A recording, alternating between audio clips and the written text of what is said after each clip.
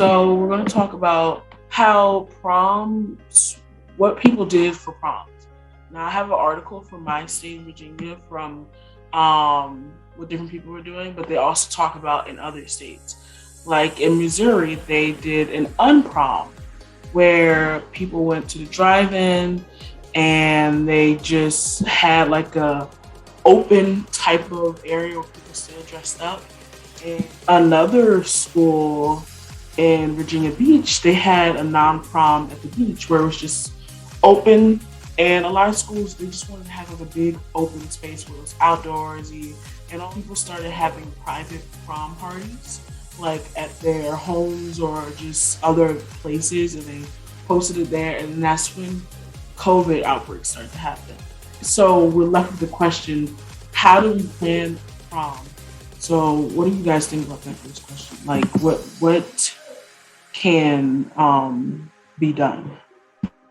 I think what can be done is that, people in schools, a lot of schools have now like started testing and stuff like in like the beginning of the week to make sure like make sure people are like negative and stuff.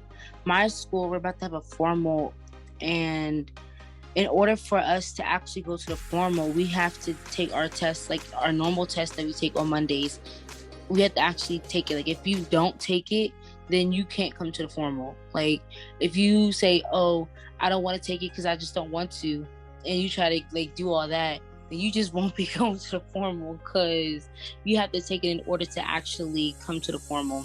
We were thinking of actually doing what's it called, the rapid test, like a day before or something, but then it was like it's a lot.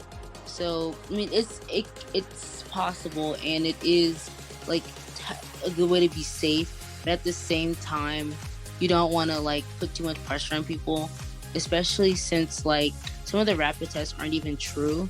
So you don't want to like do a rapid test and then it comes back positive, and you're really not.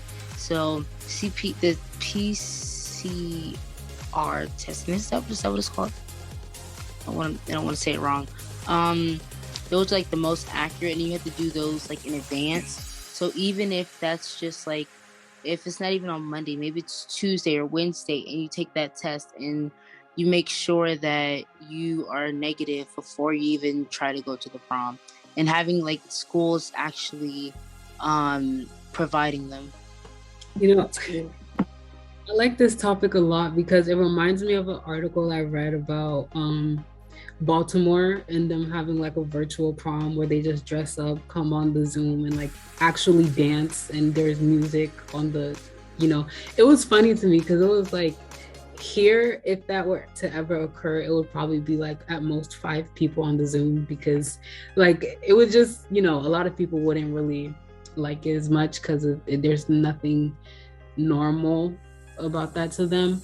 But to gain back that normalcy, I would say, like Naya said, like do the testing. We do testings every Sunday, so we can do that. And also like minimize the amount of people, or have like a number requirement for who can come to the prom. Like, I don't know, like 200 each class or like 100 each class, and have like an open space to like open it to everybody and actually give them all a chance to like the opportunity to come.